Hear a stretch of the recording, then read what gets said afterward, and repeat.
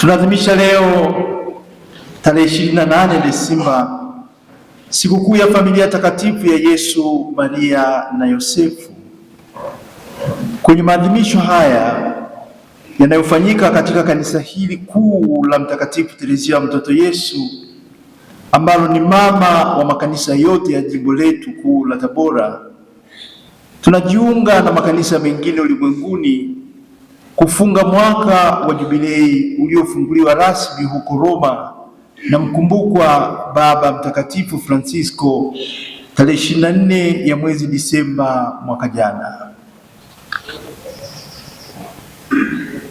Tunapohitimisha mwaka wa jubilei, napenda niwaalike ninyi nyote kama familia ya Mungu tutawaliwe na wazo kuu la kumsifu Mwenyezi Mungu, tukimshukuru kwa mema mengi aliyotutendea katika kipindi chote cha jubilei.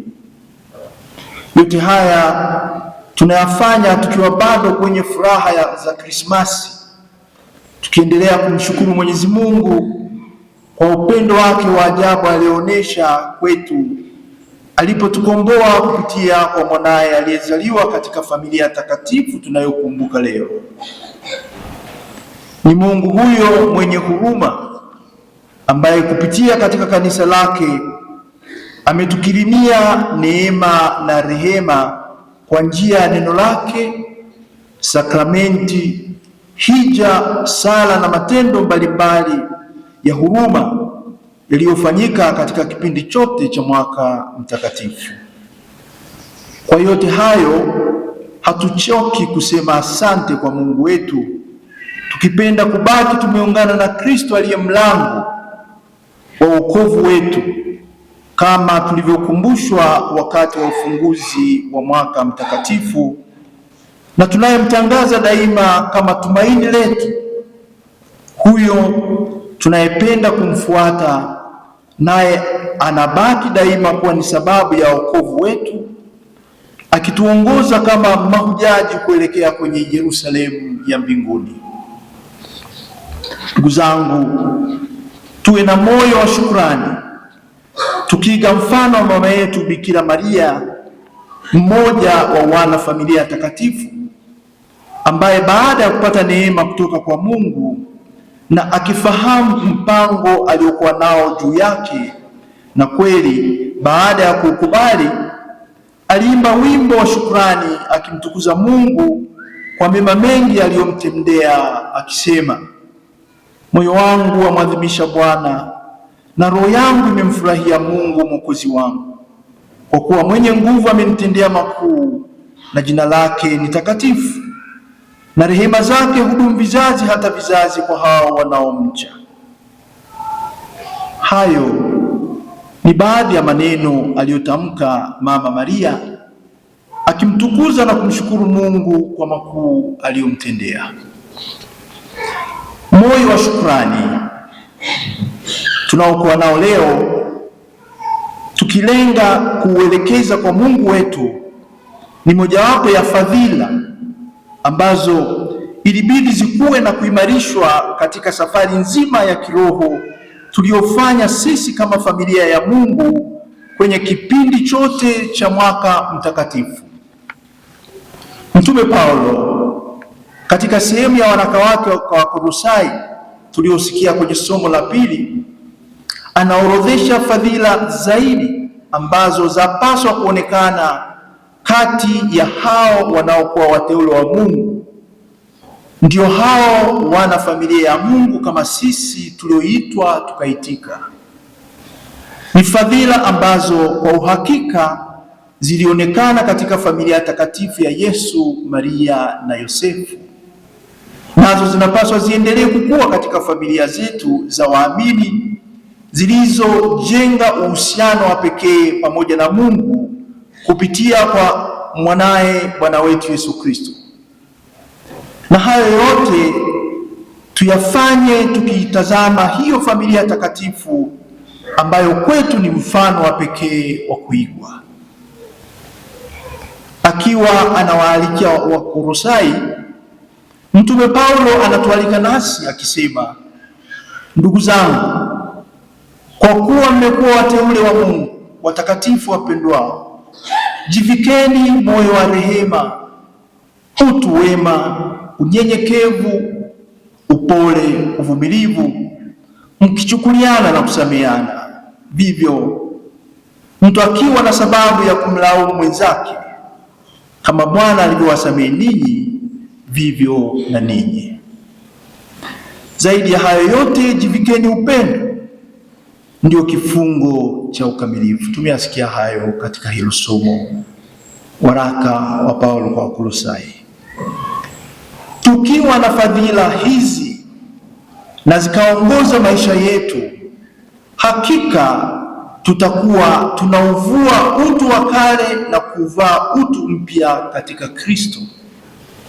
Na katika familia zetu itakuwa ni kuona upya wa maisha ya kidugu nyumbani, kwani itakuwa ni kuitikia kile alichokitangaza Bwana wetu Yesu Kristo, na akitaka kiongoze maisha ya wafuasi wake. Na zikawapo katika maisha ya familia hizo fadhili na fadhila hizo, basi hayo mahusiano anayoyataja Paulo ya wake kuwatii wanaume zao, wanaume kuwapenda wake zao, na watoto kuwatii wazazi wao, kuwatendea mema watoto hao kina baba, yote hayo yatawezekana, na hakika amani na furaha vitatawala katika familia zetu. Ndugu zangu wapendwa, tunaohitimisha kipindi hiki kitakatifu, tangu ulipofunguliwa mwaka wa Jubilei, tumepata nafasi ya kuisikia sauti ya Mungu ambaye ni neno aliyefanyika mwili na akakaa kwetu. Ni maneno tuliyosikia katika kipindi hiki cha Noeli. Hilo neno au sauti hiyo iliyotufikia kwa namna mbalimbali kupitia katika kanisa na kwenye mazingira tofauti. Tunapotafuta kuishi Ukristo wetu tukiiga mfano wa familia takatifu, napenda tukumbushane leo kuwa ni lazima kujibidisha kuisikia sauti ya Mungu inayoendelea kuukomboa ulimwengu kwa njia ya neno lake. Na ni sauti hiyo inayotualika tuwe na fadhila hizo zilizotajwa hapo juu. Ni neno la kweli ambalo yabidi tulisikie, tulipokee, na baadaye tulipeleke na litupeleke kwingine linakoenda kuleta ukombozi.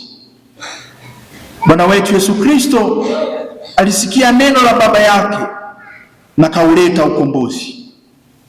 Mama Maria na Mtakatifu Yosefu nao walikuwa makini na wanyenyekevu kulisikia neno hilo, ambao kama tunavyojua ni kutokana na huo unyenyekevu wao katika kuisikia na kukubali kuelekezwa na sauti ya Mungu, wamelindwa na hivyo wakashiriki kamilifu katika mpango wa Mungu wa kumkomboa mwanadamu na ulimwengu. Sehemu ya Injili ya Mathayo tuliyoisikia hivi punde inaliweka vizuri hilo la ukombozi unaotufikia na utakaokuja kama tutaisikia sauti ya Mungu inayotuongoza tukiwa katika hija yetu itakayotupeleka kwenye makao aliyotuandalia. Kwa sauti yake iliyopitia kwa malaika, Mungu aliwaepusha wana familia takatifu kutoka kwenye maangamizo ya Herode aliyekuwa amepanga dhidi ya mtoto Yesu amwangamize. Ndugu zangu waamini, nasi tunaishi na tuko kwenye safari ya hija hapa duniani inayokutana na itakutana na akina Herode ambao hawatutakii mema na watataka kutuangamiza. Kwa nguvu zetu na akili zetu wenyewe yawezekana tukashindwa kuwatambua hao akina Herode. Basi tuwe makini kama alivyofanya Yusufu, tuisikie sauti ya Mungu na hakika atatuepusha na kila baya ambalo lingetukuta na kutuangamiza. Huyo mtoto aliyelindwa na Mungu Baba yake na baadaye akawa mkombozi wetu ni matumaini yetu, kama tulivyokumbushwa daima katika jubilei hii tunayohitimisha leo.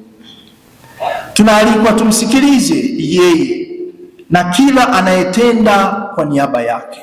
Wote tuwasikilize tukiwa na matumaini, na kwa maombezi ya familia takatifu tuendeleze mapambano yetu tukiwa tumeungana pamoja na Bwana wetu Yesu Kristo anayetuongoza kwa nguvu ya Roho Mtakatifu, akitupeleka kwenye jubilei zijazo, na hasa ile jubilei ya mwisho itakayotukutanisha naye kwenye utukufu usio na mwisho. Na iwe hivyo kama tunavyoomba. Amina.